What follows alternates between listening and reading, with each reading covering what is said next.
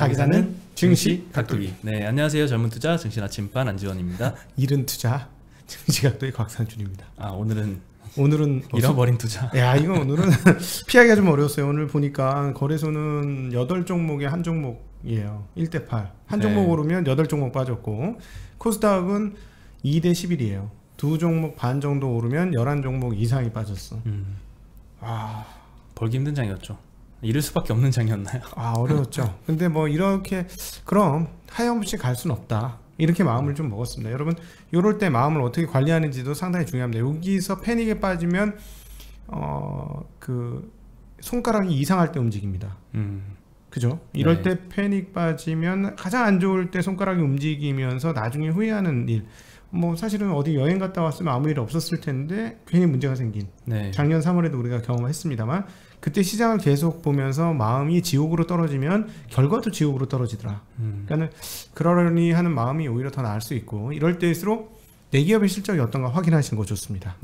그러면 마음이 동요가 덜 됩니다. 저희 같은 사람들조차도 마음이 흔들릴 때는 기업 실적을 한번 봐요. 정말 잘하고 있는지. 그래서 난 괜찮은 거 샀어. 그러면서 이제 안도를 얻는 거죠. 그래서 제가 말씀드렸던 싼 주식은 실적 대비 주가가 비싸지 않은 주식, 그런 걸 사야 시장이 흔들릴 때 마음이 덜 흔들리더라 라는 것이죠. 오늘 시장은 코스피 코스닥 둘 다 한 1% 정도씩 빠졌고요. 개인 투자자들이 역시 빠지면 그냥 막 삽니다. 코스피에서는 1조 원어치 매수, 코스닥에서는 3,600억 매수를 했고요. 외국인은 코스피에서 4,800억 매도, 코스닥에서 2,000억 매도했습니다. 기관은 코스피에서 6,200억 매도, 코스닥에서는 1,500억 정도 매도를 했습니다. 외국인 계속 파네요, 코스피를 연초부터. 이게 MSCI에 중거하고 있는 게 안 돼. 그 신흥국 증시를 같이 있으면 도저히 안 되는 것 같아요. 왜냐면 우리는 비중 꽉 찼고, 예를 들어 외국인 총 지분율 뭐 30 몇 프로 뭐 이러면은 거의 얼마나 더 살 건데, 한 종목 사는데 30 몇 프로씩 큰 자금들이 그렇게 살 수 있나? 그렇게 보시면은 이해가 되는 대목이기도 합니다. 그 영향도 있을 것 같습니다. 오늘 그리고 미국 10년물 금리 보고 좀 깜짝 놀랐거든요. 어저께 사실 말씀을 드렸는데 KB증권에서 1.3%까지 떨어질 수 있다라고 전망을 했었잖아요. 장중에 두 번 깨졌어요. 하루 만에 이게 실현이 됐습니다. 지금 좀 전에 보니까 또 1.295%입니다. 오늘 그래서 좀 성장주들이 좀 방어를 하나 했는데, 장중에는 좀 많이 올랐다가 네이버 카카오도 1% 상승으로 마감을 했습니다. 그래도 상당히 잘 방어한 거죠, 오늘 같은 장에. 그렇죠. 걔네들은 그 영향을 받은 거죠. 성장주 올라가는 그 영향을 받았다고 봐야 되겠죠. 걔네들은. 오늘 많이 빠졌던 업종 중에 운수창고 업종이 있는데요. 여기서 제주항공이 6.6%나 하락을 했고요. HMM에 빠진 게 아니고. 맞습니다. 안 올랐던 항공. HMM은 한 3%대 정도 빠졌고, 제주항공이 제일 많이 빠졌는데 이 업종에서는 어쩔 수 없죠. 오늘 드디어 예고했던 소식이 나왔습니다. 제주항공 결손금 보전을 위해서 무상감자 발표를 했고요. 그리고 유상증자도 같이 공시를 했습니다. 1분기 기준으로 자본 총계가 1,371억 원으로 자본금 1,925억보다 낮은 자본 잠식 상태입니다. 요거는 5월달 말부터 몇 번씩이나 이렇게 언급을 해드렸잖아요. 여러 번 했죠. 우리 나치파님이 이 부분 자본 잠식이다, 왜 올라가는지 모르겠다, 막 이런 톤의 이야기를 많이 했었죠. 상장 SCC 중에 이제 자본 잠식 상태에 빠진 종목이 한 3개 정도 있고, 에어부산과 진에어와 제주항공이었죠. 근데 자꾸 올라가가지고 이해가 안 됐는데, 오늘 드디어 소식이 나왔고요. 뭐 사실 예측하기는 쉬운 이슈였지만 결국 그래도 이슈가 나오니까 좀 하락세는 돋보였습니다. 액면가를 5,000원에서 1,000원으로 감액하는 무상 감자를 실시를 한다고 하고요. 이로 인해서 자본금은 기존에 1,925억이었거든요. 이게 385억으로 줍니다. 약 1,500억 정도 자본금이 감소를 하고요. 자본 잠식은 뭐 해소될 예정입니다. 자본 총계는 물론 변화가 없고요. 그리고 2,000억 원 유상증자 계획도 공시를 했습니다. AK홀딩스도 당연히 대주주니까 참여를 하겠죠. 지분만큼 아마도. 당연히 이거는 안 할 수가 없을 것 같고요. 오늘 그리고 또 제주항공 주요 주주 중에 제주시가 6% 지분을 들고 있고요. 국민연금도 6% 있습니다. 그래서 세수도 들어가다 보니까 빨리 좀 살아났으면 좋겠네요. 시가총액이 8,800억 정도 수준이거든요, 이 회사가. 근데 이제 거기서 2,000억 유상증자면 규모가 굉장히 큰 편입니다. 그렇죠. 지분이석 우려로 주가가 하락했지만 사실 이걸로 과연 바닥일까? 이런 생각도 좀 들긴 하는데요.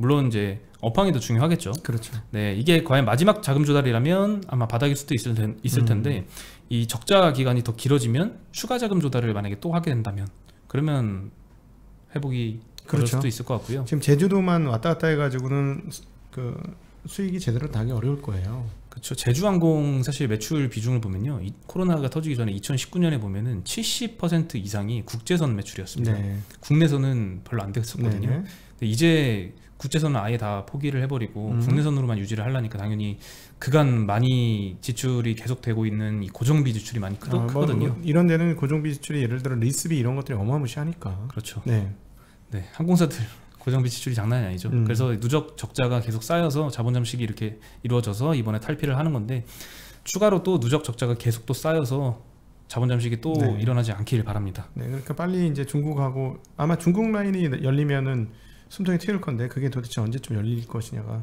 관건이 되겠습니다. 트래블 버블 이슈인데요. 요즘에 또 확진자 증가 추이를 보면은 그것도 쉽지 않아 할 것 같긴 합니다. 저는 한국 분들이 워낙 지혜로워서 잘 빠르게 회복을 시키실 것 같아요. 어제 이제 어쩔 수 없이 저녁 그 방송 때문에 저녁 먹으러 갔거든요. 네. 과거에 굉장히 많던 곳이었거든요. 하나도 없던데. 사람이요? 길 건너에 아주 유명한 집 있지 않습니까? 바글바글. 아, 거기요? 네, 거기가 설마 탕수육집 말씀하시는 거예요? 맞아요. 탕수육 먹은 건 아닌데 네. 원래 거기 바글바글 하잖아요. 그래서 가면서 찝찝했는데 많이 한 몇 팀 없었어요. 그런 거 보니까 빨리 집에 가시는 거 같긴 합니다. 네, 많이 조심을 해가지고 확진자가 좀 줄었으면 좋겠습니다. 네, NH증권에서 이 제주항공 관련된 리포트를 내주셨는데요. 2021년 연간 매출액 전망치를 3,300억 원으로 기존보다 18% 하향을 했습니다. 영업 적자 규모는 1,560억 추정을 하셨다가 2,280억으로 확대될 것이다 라고 전망을 했고요. 다만 2022년부터는 영업 흑자 전환을 할 것이다. 그리고 23년에는 1,182억 흑자로 전망을 했습니다. 일단 기존 추정치에서 영업 적자가 확대된다는 것은 업황이 좀 어두워졌다라는 걸 반영을 한 것 같습니다. 네, 여행 수요 회복이 좀 늘어진다는 의미일 것 같고요. 코로나 확산세가 그쳐서 이제 트러블 버블이 예정대로 만약에 추진이 된다면 여기서 좀 끝날 수도 있겠죠. 그래서 남은 이제 자본 잠식 상태인 SCC는 진에어인데요. 일단 진에어는 자본금이 450억이고요. 자본 총계가 지금 260억입니다. 예, 그래서 자본 잠식, 부분 잠식 상태이고요. 자사주를 교환 대상으로 하는 교환사채도 150억 발행을 했습니다. 근데 뭐 이거 가지고는 조금 부족하지 않을까 싶고요. 그래서 남은 진에어랑 에어부산은 지금 뭐 횡령 사건 때문에 잠깐 거래 정지 중이거든요. 예, 빨리 해결이 됐으면 좋겠습니다. 오늘 장중 12%까지 빠졌던 제주항공이 6.6% 하락으로 마감을 했고요. AK홀딩스 대주주도 마이너스 6.7% 하락을 했습니다. 그리고 진원생명과학 오늘 코로나 백신 임상 2회 이상 진입했다라는 소식이 발표됐고요. 그래서 오늘 주가가 장중에는 14% 가까이 떴다가 결국에는 장이 너무 안 좋아서인가요? 그렇죠. 2.5% 상승으로 마감을 했습니다. 오전에는 바이오 주식은 좋았어요. 오전에는. 그러다 이제 오후 들면서 계속 줄줄줄 샜죠. 근데 한국만 그렇게 센 건 아니고 아시아권 전형이 빠졌는데 일본도 0.88%, 니케이가 빠졌고 중국이 좀 많이 빠졌습니다. 중국이 참 많이 빠지네. 홍콩 항생 그 A52 거의 좀 줄어드네요. 2% 넘게 빠지다가 1.8% 빠졌고 상하이도 1.79. 근데 지금 중국 관련해서는 좋은 뉴스가 있었어요. 아침에 그렇죠. 지준율 인하하겠다 했기 때문에 좋은 뉴스라는 느낌이 들었었는데 이 디디 출신 관련해서는 상당히 좀 내용이 심각하더라고요. 뭐냐면 디디 출신이 운전회사잖아요. 운전회사면 어떤 데이터 정보가 있었을까요? 어떤 데이터? 지도가 있었어요. 지도가 있어. 영상 그러니까 뭐냐면 위성으로 보는 게 아니고 실제 지도가 있겠죠. 좀 더 구체화된 지도가 골목골목 이것 등등이 있어서 하지 마라. 좀 기다려라. 뭐 이랬던 게 있었던 상황이었는데 그걸 좀 밀어붙인 게 지금의 상황을 일으키는 화근이라서 이렇게 되면 디디 출신발 그 빅테크 관련 기업들이 그다음에 그 기술 기업들의 주가가 과연 어떻게 될까 하는 고민들이 계속 생기는 상황. 중국 같은 경우는 최근엔 좋지 않습니다. 네, 이건 조금 이따 또 중국 시황에서 다시 좀 언급 드릴 수 있도록 하겠습니다. 네, 네. 지금 중국은 무서운 것 같아요. 용기를 냈는데 그 정부에서 약간 기다려라 하는데도 밀어붙였잖아요. 상장을 그렇죠. 추진을 했는데 결국에는 이렇게 되네요. 네. 그리고 오늘 어제에 이어서 포스코 케미칼이 어제는 첨보였고요. 오늘은 포스코 케미칼이 양극재 증설을 하겠다라고 네. 투자 결정을 했습니다. 오늘 100개 정도밖에 안 올랐기 때문에 오른 종목이 다 기억이 날 정도야. 뭐 올랐는지 다 눈에 뻔해. 이게 아주 독특하게 많이 올랐어요 오늘. 그렇죠. 오늘 포스코 케미칼의 속한 업종은 비금속 광물 업종인데요. 여기가 업종 상승률 1위였습니다. 그게 케미칼 때문이죠. 포스코 케미칼. 네. 이 업종 내에서 포스코 케미칼 빼고 다 빠졌습니다. 그러니까 네. 오늘 캐리를 했죠. 올린 게 뻔히 기억이 다 나. 이거 다 외울 수도 있겠다 할 정도로 조금밖에 안 올랐어요. 여러분들만의 아픔이 아니고 오늘 모두의 아픔입니다. 예, 맞습니다. 네, 포스코 케미칼에 6천억 투자 결정을 해서 오늘 6.7% 상승을 했고요. 포항 0일 만에 산업단지 내에 연간 6만 톤 양극재 공장을 건설한다고 합니다. 네. 완공한다면 이제 양극재 생산 능력이 연간 16만 톤으로 상향할 예정이고요. 오늘 에코프로빔도 증설 계획을 밝혔는데요. 네. 일단 유상증자를 4천억 원 하겠다라고 하반기에 하겠다라고 계획을 발표를 했습니다. 해외 양극재 공장 투자할 예정이고요. 추가로 1년 만기 공모사채 300억을 발행을 하겠다고 했습니다. 수요 예측할 때 희망금리를 2.4%에서 3.4% 정도로 하겠다고 했고요. 공모사채이지만 개인 투자자는 참여할 수가 없습니다. 네. 기관 투자자 대상이고요. 어제 첨보 증설 발표해서 9%나 올랐잖아요. 네. 삼성 SDI도 어저께 하락장에서 좀 플러스로 마감을 했고요. 계속 2차전지 소재주들의 증설이 이어지고 있습니다. 현장 가서 들어보면은 이거 뭐랄까 따놓은 당상이다 이거야. 이거 무조건 만들기만 하면 팔린다. 네. 근데 빨리 만들어야 되는데 공장이 없네. 아주 거기서 그런 분위기들이 계속해서 포착되거든요. 네. 그러니까 이제 이런 회사들도 사실은 이런 정도로 한 작년도 이맘때쯤만 이렇게 조달한다고 유상증자한다고 그랬으면 주가 많이 빠졌을 걸. 그때는 유상증자가 엄청나게 큰 악재로 느껴졌는데 그만큼 시장 분위기는 옛날보다는 많이 좋아진 것 같다. 유상증자를 한다고 해도 길이 좀 보인다 그러면 그렇게 주가 빠지거나 이런 게 과거보다는 덜하기 때문에 네. 오히려 오르는 것도 있었으니까요. 네. 그리고 오늘 야놀자 소식을 전해드리겠습니다. 네. 네, 소프트뱅크의 비전펀드로부터 1조 원 자금 조달을 했다고 합니다. 소프트뱅크는 이 투자로 인해서 구주와 신주 합해서 지분율 10%를 확보를 했다고 합니다. 회사야 그러면 10조네? 그렇죠. 10조짜리 회사입니다. 네, 그러니까 10%에 1조지. 쉽습니다. 10조 쉬워. 10조 쉽네요. 물론 쉽다는 건 아니고 이분은 굉장히 어렵게 노력을 많이 했죠. 그럼요. 네, 플랫폼 만들었으니까. 네. 처음에는 이 야놀자를 깔면 색안경을 끼고 사람들이 봤어요. 근데 요즘에는 굉장히 광범위하고 보편적으로 깔지 않습니까? 그럼요. 네, 네. 이거는 숙소만 있는 게 아니고 뭐 여러 가지가 많잖아요. 네, 그렇죠. 티켓이라던가 이런 네. 것도 많죠. 네, 소프트뱅크의 국내 기업 단독 투자로는 4번째 사례라고 하고요. 야놀자의 기업 가치는 2019년엔 얼마였을까요? 불과 2년밖에 안 됐습니다. 얼마 안 됐을 것 같아. 네. 뭐 1조도 안 됐을 것 같아. 1.5조 원이었습니다. 네. 예, 그때 이제 최근 투자 받았던 게 2019년 1.5조 인정받았는데 이번이 10조니까 2년 만에 7배나 올랐습니다. 앞에 시리즈 돈 넣은 사람들 논았네. 논았네 진짜. 이게 만약 상장까지 가면 여기 더 오르겠죠. 네. 예, 작년에 매출액은 3천억 원이었고요. 영업이익은 소폭 흑자 전환하는 상태이거든요. 비전펀드는 근데 이번 투자를 하면서 조건을 하나 내걸었는데요. 미국에 상장해라 라는 조건을 내걸었습니다. 그렇지. 한국에 상장해가지고는 2조 5천억밖에 못 받아 보여 느낌에. 많이 받아야 2조 5천억이야. 그러니까 저기 가야 10조 받을 수 있어.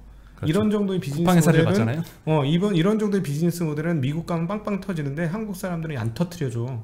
예, 그런 거 아니겠어요? 근데 우려도 있습니다. 미국에도 이미 이 야놀자 비슷한 사업을 하는 훨씬 더 큰 대어들이 있잖아요. 네, 뭐 에어비앤비라든가. 그렇죠. 예, 그런 것 때문에 뭐 호텔닷컴, 뭐 아고다. 그렇죠. 예, 네. 뭐 쿠팡처럼 그렇게 많이 히트를 칠지는 모르겠지만 어쨌든 우리나라보다는 미국이 낫겠죠. 네.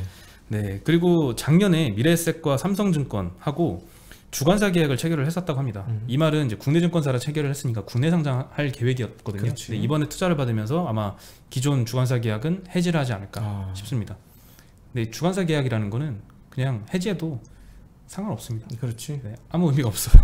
원래 페널티는 좀 계약금이 주어졌으면 그런 것도 없습니다. 그런 것도 없대요? 네.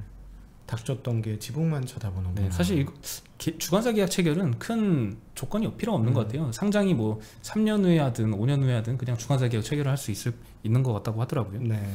그리고 야놀자에 지분 투자한 기관들이 있습니다. 요거는 제가 자료화면을 준비했습니다. 네. 네. 발전하는 즉시학국이 발전했죠. 네, 발전하고 있습니다. 네. 뿅. 네. 요거는 야놀자에 지분 투자한 현황인데요. 네, KT 싱가포르 투자청에 이어서 한화 자산운용, 그리고 아주아이비 투자, 스카이레이크, SBI, SL, 파트너스 인베스트먼트 각각 굉장히 많은 금액을 투자를 했는데요. 2019년에 1.5조였으니까 2017년, 16년, 심지어 15년에 한 사람들은 굉장히 낮은 밸류에 들어갔다는 거겠죠. 야, 저 제일 밑에 2015년 100억이 지금 그럼 몇 배 된 거야? 10배 이상 났네요. 최소 10배 이상 났어. 저거 한 수십 배 났겠네, 그지? 그렇죠. 와, 예. 대단합니다. 하나자산도 투자를 굉장히 많이 하네. 하나자산운용도 굉장히 요즘 투자를 많이 하기로 유명하죠. 예, 여기저기 많이 했죠. 그래서 뭐 사실은 한번 떴다가 지금 조금 휘청하는 미국 회사도 하나 있잖아요. 수소 관련. 그렇죠. 그것도 아마 저쪽 아니겠어요? 그거는 조금 다른 것 같은데, 일단 하나자산운용의 지분을 갖고 있는 거는 한화생명입니다. 100% 지분을 들고 있습니다. 다르겠네요. 예, 그래서 그것과는 좀 다르고요. 벤처일 것 같고. 네. 그래서 하나자산운용은 2018년에 400억 투자를 했는데 하나생명이 100%고 굉장히 다른 데보다는 많잖아요, 규모가. 그렇죠. 그리고 18년이니까 예. 막 비싸지기 시작했을 때 들어갔고, 싱가포르 투자청 2,100억, KT 200억은 다 주고 들어갔네. 최근 그 1조 5천억을 만들어준 사람들이죠. 그렇죠. 예. 네. 그리고 오늘 사실 창투사 주가가 굉장히 많이 올랐거든요. 야놀자 영향도 있었던 것 같은데 한화생명 주가는 오늘 떨어졌습니다. 네. 보험주가 다 같이 떨어져서 그런 것 같고요. 나중에 말이야, 우리 독일마을 분들을 이렇게 모아가지고 십시일반 돈 걷어가지고 이런 거 인베스트먼트 한번 해봤으면 이제 도기 창업 투자, 각도기 창업 투자 뭐 이런 거, 각도기 벤처스, 비상장 투자 미리 해놓는 그런 거요. 최근에 디모 증권사를 인수하신 디모 자산운용, 이름이 똑같죠. 네. 근데 다른 회사였어. 다른 회사예요. 네. 디모 자산운용과 디모 증권사가 이름이 똑같았는데 다른 회사였어. 네, 그렇죠. 이 회사에다 팔으려고 이렇게 바꿨을까? 이 회사가? 이 증권사가? 모르겠습니다. 신비로운데 그건 누구도 모르겠고, 어쨌든 이분이 벤처 투자로 일가견이 있었죠. 이 자산운용의 대표께서, 회장님께서. 그래서 거기서 진짜 괄목할 만한 성과를 내서 이제 증권사까지 진출하는 그런 모습을 보여주었는데, 이런 거 보면 조금 가슴 뛰지 않습니까? 이게 재밌을 것 같아. 그렇죠. 근데 일반인들한테 자금을 모아가지고 한 사람들 거의 대부분 실패했어요. 유사 투자 자문 뭐 이런 식으로 돼가지고 제대로 못하고 거의 대부분 사기가 더 많았지. 그러니까 저건 이제 기관이나 이렇게 좀 조성된 사람들끼리 모여서 하는 건데, 언젠가는 이런 일반인들을 통한 그런 어떤 구조화된 것도 한번 나오면 좋지 않을까.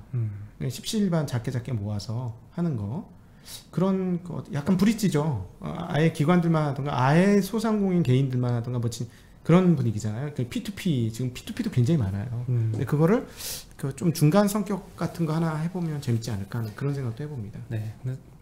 규제가 조금 걸림돌일 수는 있는데요. 뭐 나중에는 좀 나아지지 않을까 생각이 듭니다. 네, 지금은 조금 어렵죠. 자산운용에서 설립하기 굉장히 어려운 걸로 알고 있습니다. 네. 그리고 공모, 사모 규제도 요즘에는 너무 많아가지고 사고가 많이 났으니까. 네, 그렇죠. 정책 당국은 이해는 되는 대목이에요. 사고가 워낙 많았기 때문에. 그리고 손해보험사 소식 말씀을 드릴 예정인데요. 상반기에 자동차 보험 손해율이 확연히 개선이 됐다라는 기분 좋은 소식입니다. 오늘 업계에 따르면 마켓시ェ어 85% 이상을 차지를 하는 게 상위 4개사이거든요. 삼성화재, DB손해보험, KB손해보험, 현대해상입니다. KB손보험 그렇게 올라갔어? 네. 네. 그리고 자동차 보험 이들의 손해율이 78.5%에서 79.4%로 집계가 됐습니다. 손해율이라는 거는 보험료 수입 대비 보험금 지출액입니다. 그러니까 이게 숫자가 높으면 지출이 더 많아지는 거고, 100%면 받은 거 다 토해내는 거죠. 그리고 자기 비용도 있을 테니까 그 정도면 손해 나는 거지. 그렇죠. 그래서 이 몇 퍼센트 돼야지 그 BEP냐? BEP냐 80% 정도라고 합니다. 20%가 비용이야? 네, 그렇죠. 85%. 80% 정도 손해율이 나오면 그때 딱 BEP입니다. BEP. 그러니까 그보다 낮아져야지 이익 구간입니다. 근데 이보다 지금 조금 낮은 상태가 된 거죠. 작년 상반기의 손해율은 84% 정도 수준이었거든요. 많이 낮아졌죠. 지금 4~5%포인트 정도 개선이 된 겁니다. 원인은 뭐 코로나 사태 때문에 차량 이동량이 좀 감소했기 때문인 것도 맞는 것 같은데요. 그렇죠. BNK 투자증권에서는 그것보다도 시내 차량 속도 제한한 거 요거가 이제 사고율 하락의 주 원인이다라고 분석을 아저씨 해줬습니다. 50도 몰라요? 그게 뭐예요? 그 선 좀 몰라요? 모르는데. 막 누가 자기를 쳐다보는데 역시 잘생긴 건 알아가지고 나 같은 사람 운전을 하는 거야. 막 이런데 갑자기 애가 오더니 아저씨 50도 몰라요? 시내에서는 50km 제한 속도 이러면서. 공익 광고군요. 네, 맞습니다. 너무 목소리가 귀엽습니다. 거의 그 성대묘사 수준이에요 지금. 그러네요. 네, 제가 지금 이거 들어보니까 똑같아. 네. 네, 그리고 지주사 관련된 소식인데요. 지주사의 저평가가 10년 내에 최고 수준으로 저평가되어 있다. 이런 상태다라는 보도입니다. 내가 한번 얘기하면 꼭 이런 얘기가 나오네. 네. 그렇죠. 예, 근데 지주사 잠깐 먼저 말씀드릴게요, 네. 여러분. 지주사를 구분을 하셔야 됩니다. 순수 지주사냐 사업 지주사냐 그거 구분하셔야 돼요. 이거 무슨 말씀이냐면 지주사가 있고 원래 지주사의 구조는 자회사가 여러 가지 있고 자회사들한테 로열티 수입을 받는 거거든요. 배당 수익과 로열티 수입을 받아서 자기 거를 영위하는 거예요. 그렇다면 순수하게 자기는 브랜드만 갖고 있고 배당 수익과 로열티 수익만 받는 회사라면 비싸게 받을 이유가 별로 없어. 자회사가 모두 상장되어 있다면, 예를 들어서 네. 다 상장되어 있다. 10개 자회사를 갖고 있는데 10개 자회사가 다 상장되어 있다. 왜냐면 다 독립적으로 다 저거 받고 있잖아. 가치를 부여받고 있잖아요. 가격을. 그러니까 얘는 갖고 올 게 별로 없는 거예요. 딱 배당 수익만 받으면 되는 거야. 예를 들어 배당 그 다음에 브랜드 수익이 예를 들어 영업이익 뭐 5%다 그러면 그게 50억이다 그러면 500억짜리야. 쉽게 얘기하면 퍼 10배 주면 그거밖에 안 되는 건데요.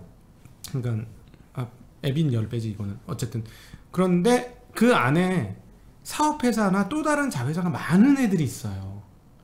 그래서 상장은 5개 했는데 뒤로 상장 안 한 게 25개 뭐 이런 회사들이 있습니다. 있죠. 그리고 그 중에서 상장 안 날 가능성이 높은 자회사를 엄청나게 많이 갖고 있는데 계정에서 알토란 같은 게 굉장히 많아. 이거는 다르게 평가하셔야 돼요. 이거는 밸류 평가를 다르게 하셔서 하셔야 되기 때문에 제가 이제 지주사 싸다고 할 때는 첫 번째 지주사를 얘기한 게 아니고 두 번째 지주사를 얘기를 드렸던 거다. 이렇게 보시면 좋을 것 같습니다. 네. 그래서 지주사들의 그 자회사들의 순자산 가치를 얼마나 반영을 해줄 거냐. 네. 이거를 보통 할인율을 적용을 해서 반영을 해주잖아요. 네. 이 할인율이 지금 역사적 고점 수준이다. 할인율 굉장히 많이 하고 있다라는 네. 분석입니다. 이베스트 증권에 따르면 이 지주사의 할인율 확대 원인은 개인 투자자 탓으로 돌렸습니다. 개인 투자자가 장세를 주도하고 있기 때문이다라고 밝혔고요. 뭔 소리야? 개인 투자자들의 선호도가 지주사보다는 사업자회사에 있기 때문이다라고 언급을 해주셨습니다. 아니 옛날에 개인 투자 안 할 때는 지주사 비쌌어? 안 비쌌어. 그렇죠. 근데 사이클이 있었대요. 네. 근데 지금은 그 사이클의 최정점에 있다. 그 중에서 더 네. 싸다. 조금 너무 몰아가는 것 같아가지고 기분 나쁘네 좀. 기분이 조금 나쁘긴 한데요. 네. 이어가 볼까요? 네. 네, 이승욱 연구원이 NAV 요거는 이제 순자산 가치 그렇죠. 얘기하는 겁니다. 이 순자산 가치, 이 할인율은 역사적으로 확대와 축소를 계속 반복을 해왔는데 현재는 10년 내 최고 수준이고 이렇게 과도한 저평가 구간에서는 평균 수준으로 회귀될 수 있다. 라는 얘기를 했습니다. 네. 그리고 추가로 지주사들이 이 ESG 환경에 맞춰서 이 적합한 투자들을 많이 하고 있기 때문에 더더욱 주목해 볼 만하다라고 언급을 했고요. 주요 ESG 관련 지수에 한 5개 정도가 있는데요. 여기에 SK 지주사는 한 4개 편입이 돼 있고 LG, 한진칼, 삼성물산은 3개 편입돼 있고 네. CJ, 한화는 2개 편입돼 있다라고 언급을 해줬습니다. 편입되면 뭐 어떻게 한다는 건데? 편입되면은 뭐 좀 더 ESG 투자를 잘 하고 있다 이렇게 볼 수 있겠죠. 그러면 내용이 좋다. 그렇죠. 저기서 ESG는 E가 아니고 G겠네. 거버넌스나 이쪽이 훨씬 더 지배구조가 더 중요하겠네. 그렇죠. 어제 제가 이제 거기 나와서 이효석 팀장이 정말 심혈을 기울인 자료를 발표했는데 그 포커스는 환경에 있더라고요. 근데 한국 시장에 적용을 하려면 환경은 아직 제가 보기엔 거리가 좀 멀고 거버넌스는 진짜 적용이 될 것 같아요. 그런 측면에서 지주회사 잘 보실 수 있다라고 생각하고 제가 지주회사 싸다는 얘기는 그래서 한참 전에 했는데 뭐 개인 때문에 그렇게 됐다 그건 잘 모르겠고 그건 모르겠고 거기서 얘기하는 핵심적인 상황을 제가 말씀드린 거예요. 핵심적인 상황은 지주회사가 진짜 자회사한테 쉽게 얘기하면 자녀들 재산으로 용돈 받아 쓰는 애들이냐 아니면 자녀는 자녀고 내 사업은 내 사업대로 갖고 있어서 부모님이 자기 사업으로도 돈 벌고 자녀 용돈도 조금 받고 하는 거냐. 근데 자녀 용돈보다 자기 사업이 큰 그런 지주 회사들 중에 싼 회사가 진짜 값어치가 있다. 그렇죠. 라는 말씀을 제가 드리는 거예요. 이거 중요한 팁을 드리고 꿀팁. 네, 각도기 꿀팁 감사합니다. 꿀팁. 이거 딴 데서 이렇게 잘 못할 겁니다. 네, 그리고 오늘 좀 시장을 눌렀던 이슈 중에 하나가 코로나 신규 확진자가 1275명이나 나온 거잖아요. 최근 일주일 동안 한 700명대 계속 유지하다가 이틀 연속 1200명대가 나왔습니다. 빵빵 터져요. 빵빵. 소식 계속 들려요. 네. 진짜 아슬아슬한 수치가요. 수도권에서 994명이 나왔거든요. 네. 수도권에서 1000명이 나오면요. 거리두기가 4단계? 4단계가 갑니다. 그럼 우리도 여기 칸막이 치고 마스크 쓰고 그렇게 해야 되겠네요. 4단계 그렇죠. 되면. 네. 나중에는 이제 방독면까지 써야 될 수도 있는데요.